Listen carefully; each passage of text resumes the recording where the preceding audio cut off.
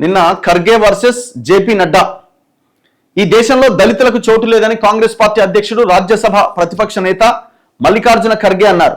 తాము ఈ విషయాన్ని ఎప్పటి నుంచో చెబుతున్నాం. బీజేపీ వాళ్ళు మతం పేరుతో ప్రజలందరినీ విభజిస్తున్నారు. గత శనివారం ఉత్తరాఖండ్లోని హల్ద్వానీలో ఉన్న రామ్లీలా మైదానంలో కాంగ్రెస్ పార్టీ విజయ్ శంఖానాథ్ ర్యాలీ నిర్వహించింది. ఈ సభకు ఖర్గే హాజరై ప్రసంగించారు.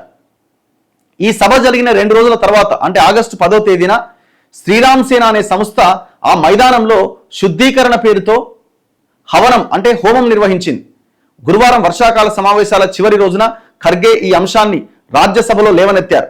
తాను ప్రసంగించిన సభా ప్రాంగణంలో శుద్ధీకరణ కార్యక్రమం నిర్వహించడంపై ఆయన తీవ్ర ఆవేదన వ్యక్తం చేశారు. ఈ ఘటన తనను తీవ్రంగా అవమానించినట్లు ఉందంటూ వాపోయారు. నేను ఏ మతాన్ని గాని వర్గాన్ని గాని ఉద్దేశించి మాట్లాడలే, కేవలం ప్రభుత్వ విధానాలపైనే మాట్లాడిన. కానీ నేను వెళ్ళిన తర్వాత ఆ వేదికను శుద్ధి చేయడానికి పూజలు చేశారు. ఇది నన్ను తీవ్రంగా అవమానించింది. నా జీవితంలో అంటరానితనం వల్ల కలిగే బాధను మరోసారి అనుభవించేలా చేసింది. తాను ఎప్పుడూ దళితుణ్ణి అని చెప్పుకొని రక్షణ లేదా భిక్ష కోరలే. నాలో పోరాడే శక్తి ఉందని, రాజ్యాంగాన్ని కాపాడాల్సిన వేళ ఇటువంటి ఘటనలు ప్రజాస్వామ్యానికే సిగ్గుచేటని ఆయన పేర్కొన్నారు. శుద్ధీకరణ పూజలు చేసిన వారిపై అంటరానితనం నిరోధక చట్టం కింద కేసు నమోదు చేసి వెంటనే అరెస్టు చేయాలని ఆయన డిమాండ్ చేశారు. చివరికి జేపీ నడ్డా కూడా ఈ ఘటన దురదృష్టకరం అన్నాడు. మరి బుద్ధి ఉందా? మరి వాళ్ళందరినీ అరెస్ట్ చేయాలి కదా. 2026 సంవత్సరంలో ఉన్నాము అంటే మీ పార్టీ యొక్క మీ ఆలోచన విధానం ఎట్లాంటిది అన్నది చెప్పకనే చెప్తుంది కదా. మీ మీ మీ మీ సిద్ధాంతమే దళితులకు వ్యతిరేకంగా ఉంది అని ఎందుకు భావిస్తున్నారు? దాన్ని ఇంకా ఎందుకు మీరు ఇది చేసుకునే ప్రయత్నం చేయట్లే? ఈ ఘటన దురదృష్టకరమని రాజ్యసభలో కేంద్ర మంత్రి జేపీ నడ్డా అన్నారు. ఈ ఘటనతో బీజేపీ సభ్యులకు ఎలాంటి సంబంధం లేదని స్పష్టం చేస్తూ దీనిపై విచారణ జరిపిస్తాం.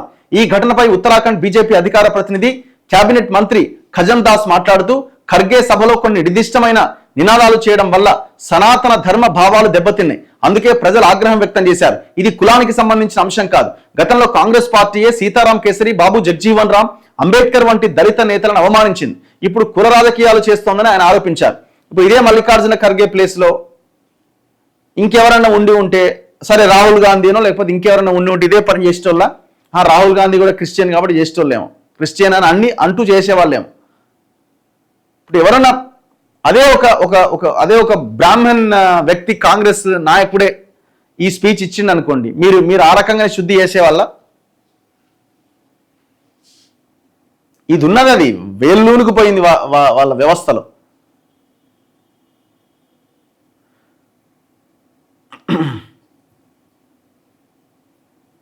చలో నెక్స్ట్ మిగతా వార్తల్లో, మిగతా పేపర్స్ లో ఆంధ్రజ్యోతి విషయానికి వద్దాం. ఆంధ్రజ్యోతిలో ఆద్యంతం రచ్చ రచ్చ, ఆద్యంతం రచ్చ కాదు, ఏమీ లేదు అందులో, ఉత్తదే డొల్ల. పార్లమెంట్ సమావేశాలు ఒక్కరోజు నడవలే, కావాల్సిన బిల్లులు వాళ్ళు క్లియర్ చేసుకున్నారు, అవతల పడ్డారు. అపోజిషన్ పార్టీలు సభ నడవడానికి వాళ్ళేం పెద్ద ప్రయత్నం చేసినట్టు కనబడలే. వాళ్ళ డిమాండ్ వాళ్ళదే. అధికార పక్షానికి ఎక్కువ బాధ్యత ఉండాలి. మరి వాళ్ళ డిమాండ్ ఏంది? ప్రధానమంత్రిని మాట్లాడమంటున్నారు, అమిత్ షాని మాట్లాడమంటున్నారు. ఈ అమ్మాయి లొల్లంత ఎందుకు, ఫస్ట్ డేనే మాట్లాడిస్తే అయిపోద్దని మాట్లాడించి సభని ముందుకు తీసుకెళ్లే ప్రయత్నం చేయాలి. వాళ్ళు చేయలే. చివరికి ఒక్క క్షణం కూడా ఈ సభ సరిగ్గా నడవాలి, కావాల్సిన బిల్లులు క్లియర్ చేసుకున్నారు, అవతల పడ్డారు. ఎలాంటి చర్చలు లేకుండానే ముగిసిన పార్లమెంట్ సమావేశాలు. ఎంత ఖర్చు, ఎన్ని కోట్ల రూపాయల ఖర్చు అయి ఉంటుంది? కోట్ల రూపాయల ఖర్చు అయింది ఇప్పుడు ఈ సమావేశాలకి. ప్రతిసారి ఇంతే ఉంటుంది. ఎవ్రీ డే కోట్ల రూపాయల ఖర్చు అవుతుంది. మీరు చాట్ జీపీటీలో కొట్టండి, ఒక రోజు పార్లమెంట్ సమావేశాలకు అయ్యే ఖర్చు ఎంత?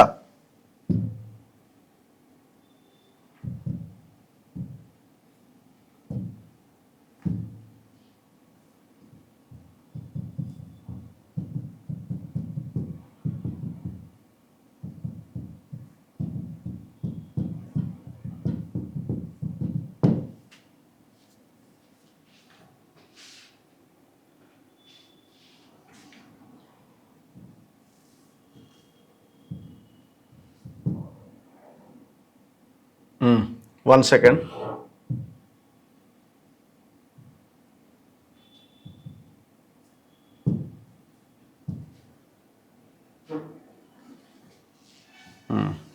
ఇగో 2026-27లో లోక్సభకు కేటాయించిన మొత్తం బడ్జెట్ 1009 కోట్లు. ఇందులో ఇది కాదు మనం అడుగుతున్నది, ఓకే, ఎస్.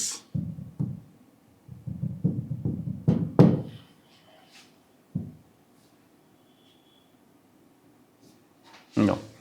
2026లో పార్లమెంట్ ఒక్కరోజు నడవడానికి ఎంత ఖర్చు అవుతుందో సుమారు లెక్క చూడొచ్చు. ఒక గంటకి 1.5 crore అట, గంటకి 1.5 కోటి ఖర్చు అవుతుందట. 6 గంటల పని దినానికి 9 కోట్లట, 8 గంటలకు 12 కోట్లు ఖర్చు అవుతుందట. ఒక్క నిమిషానికి పార్లమెంట్ నిర్వహణకు అయ్యే ఖర్చు 2.5 లక్షలు ఒక లెక్క ప్రకారంగా. అటు ఉండొచ్చు, ఇటు ఉండొచ్చు, జస్ట్ అటు ఇటు ఉంటుంది అంతే, వేరియేషన్ పెద్దగా ఏమి ఉండదు, ఆల్మోస్ట్ అంతే ఉంటుంది.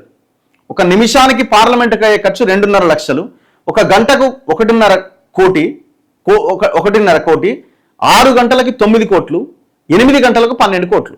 ఇక లెక్క ఎన్ని కోట్ల రూపాయలు ఖర్చు అవుతున్నదో.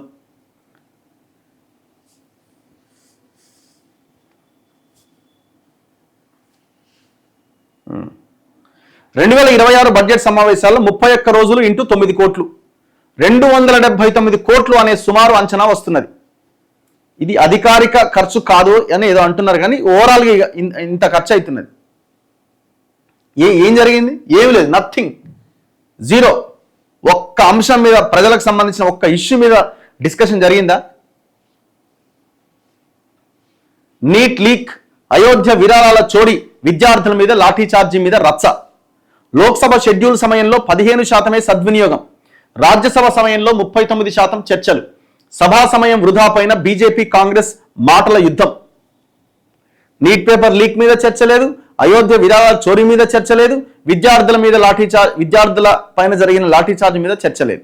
దేని మీద ఉన్నది? దేని మీద లేదు. ఇప్పుడు ఏం హైలైట్ అయిందంటే, భారత పార్లమెంట్ చరిత్రలో తొలిసారి లోక్సభ సమావేశాలు వందే మాతరం గీతాలాపనతో ప్రారంభమయ్యాయి. వందే మాతర గీతానికి చట్టపరమైన రక్షణ కల్పిస్తున్న జాతీయ గౌరవ అవమాన నిరోధక బిల్లు 2026కు రాష్ట్రపతి బుధవారం ఆమోదం తెలపడంతో అది చట్టంగా మారింది. ఆ మరుసటి రోజే సభలో గీతం పూర్తిగా 6 చరణాలు వినిపించారు. ఆ సమయంలో ప్రధాని, మంత్రులు, విపక్ష నేత సహా సభ్యులంతా సభకు హాజరయ్యారు. సమావేశాలు చర్చ లేకుండానే ముగియడంపై బీజేపీ కాంగ్రెస్ మధ్య యుద్ధం నడిచింది. ఈ పరిస్థితికి విపక్ష నేత రాహుల్ గాంధీనే కారణమని, కేంద్రం ఆయన అహంకారం వల్లే సభా సమయం వృధా అయిందని విమర్శించారు. బీజేపీ విమర్శలను కాంగ్రెస్ తిప్పికొట్టింది. కీలకమైన అంశాలపై చర్చకు రాకుండా ప్రభుత్వం పారిపోయిందని జైరాం రమేష్ విమర్శించారు. అరుపులు, కేకలు, నినాదాలు, వాయిదాలతో ప్రారంభమైన పార్లమెంట్ వర్షాకాల సమావేశాలు అవే నినాదాలతో గురువారం నిష్ఫలంగా ముగిశాయి. గత నెల 20వ తేదీన ప్రారంభమైన సమావేశాల్లో ఏ ఒక్కరోజు పూర్తి సమయం చర్చ జరగలే. నీట్ పరీక్ష పేపర్ లీక్, అయోధ్య రామాలయంలో కానుకల చోరీ, ఢిల్లీలో విద్యార్థులపై పోలీసుల లాఠీచార్జ్, పెల్లెట్ల ప్రయోగం, E20 పెట్రోల్ తదితర అంశాలపైన ప్రభుత్వం సమాధానం చెప్పాలి అని విపక్షాలు పట్టుబట్టడంతో ఉభయ సభల కార్యకలాపాలు స్తంభించినాయి. ముఖ్యంగా లోక్సభను విపక్షాలు దాదాపు పూర్తిగా స్తంభింపజేసినాయి. ఈ సెషన్లో లోక్సభలో చర్చకు నిర్దేశించిన సమయంలో 15% సద్వినియోగమైంది. మొత్తం ప్రశ్నోత్తరాల సమయంలో 1% మాత్రమే సద్వినియోగమైంది. అంటే మొత్తంగా 9 నిమిషాలు మాత్రమే చర్చ జరిగింది. ఎంత? 9 నిమిషాలు. రాజ్యసభ సమయం 39% సద్వినియోగమైంది. సభ స్తంభించినప్పటికీ లోక్సభ ఎలాంటి చర్చ లేకుండానే 10 బిల్లులు ఆమోదించింది. పరీక్షా పేపర్ల లీక్ నిరోధక బిల్లుపై మాత్రమే 10 గంటల పాటు చర్చ జరిగింది. వందే మాతర గీతాన్ని అవమానించే వారిని శిక్షించేందుకు ఉద్దేశించిన జాతీయ గౌరవ అవమాన నిరోధక బిల్లు 2026 పైన 2 సభ్యులు మాట్లాడారు. బిల్లు కొద్ది నిమిషాల చర్చతో ఆమోదం పొందింది. మొత్తంగా లోక్సభ ఈ సెషన్లో 12 బిల్లులు ఆమోదించింది. మహిళా రిజర్వేషన్, డీలిమిటేషన్, విదేశీ విరాళాల నియంత్రణ బిల్లులు ఈ సెషన్లో ఆమోదింప చేసుకోలేకపోయింది. విదేశీ విరాళాల సవరణ బిల్లు పైన విపక్షాలు తీవ్ర అభ్యంతరం తెలపడంతో ప్రభుత్వం దాన్ని జేపీసీ పరిశీలనకు, జాయింట్ పార్లమెంటరీ కమిటీ పరిశీలనకు పంపింది. 18 రోజుల తర్వాత కేంద్ర మంత్రి అమిత్ షా గురువారం లోక్సభకు హాజరయ్యారు.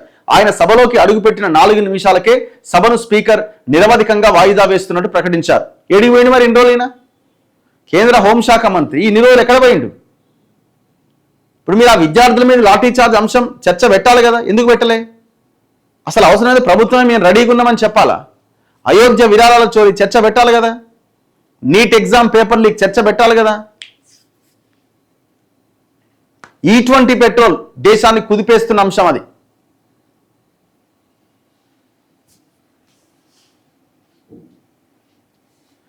నాలుగు నిమిషాల ముందు వచ్చిందట మొత్తం 18 రోజుల తర్వాత ఎంటర్ అయిన 4 నిమిషాలకు సభ సైనడే నిరవధిక వాయిదా.